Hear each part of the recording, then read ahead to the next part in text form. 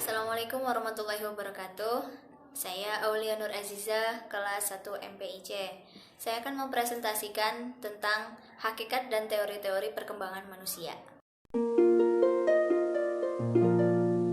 Hakikat dan teori-teori perkembangan manusia. Perkembangan ialah pola gerakan atau perubahan yang dimulai dari pembuahan dan terus berlanjut sepanjang siklus kehidupan. Perkembangan meliputi seluruh bagian dengan keadaan yang dimiliki oleh organisme, baik yang bersifat konkret maupun abstrak. Perubahan ini tidak bersifat kuantitatif saja, melainkan juga bersifat kualitatif. Perkembangan tidak ditekankan dari segi material saja, melainkan juga pada segi fungsional.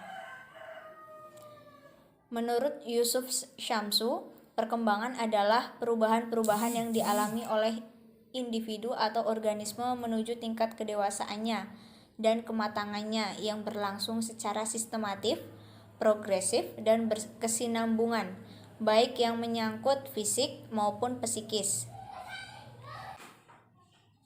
Teori-teori awal perkembangan manusia.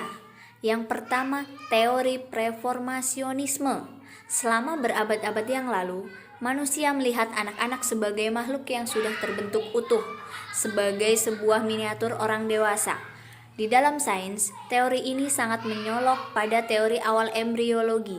Selama berabad-abad, banyak ilmuwan percaya bahwa ada sosok manusia kecil yang sudah terbentuk sempurna yang disebut homunculus, yang dicangkokkan di dalam sperma atau sel telur saat bersatu.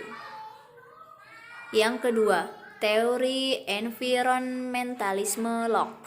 Pada abad 16, teori preformasionisme mulai membuka jalan menuju posisi yang lebih environmentalistik, minimal dalam ranah pemikiran sosial.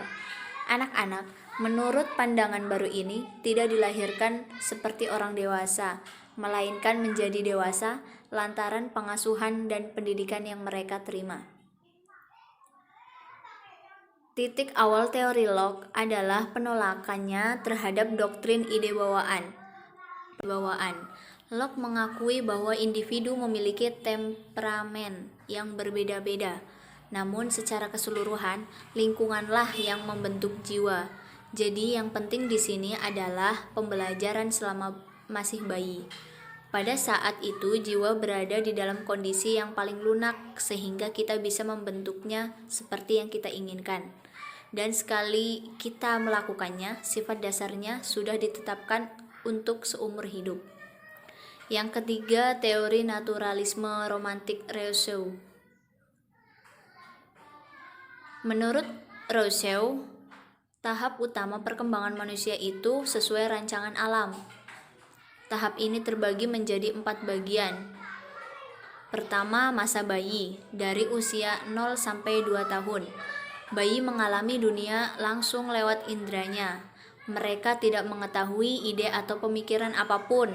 Mereka hanya sekedar mengalami rasa enak dan rasa sakit.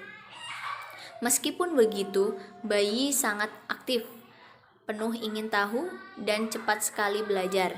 Yang kedua, masa kanak-kanak, dari usia 2 sampai 12 tahun. Tahap ini dimulai ketika anak-anak mendapatkan sebuah independensi baru. Mereka sekarang bisa berjalan, berbicara, makan sendiri, berlari ke sana kemari. Yang pasti mereka mengembangkan kemampuan-kemampuan ini dengan cara mereka sendiri juga. 3. Masa kanak-kanak akhir, dari usia 12 sampai 15 tahun. Tahap ini adalah masa transisi antara kanak-kanak dan dewasa. Selama periode ini, anak-anak memperoleh sejumlah kekuatan fisik yang besar.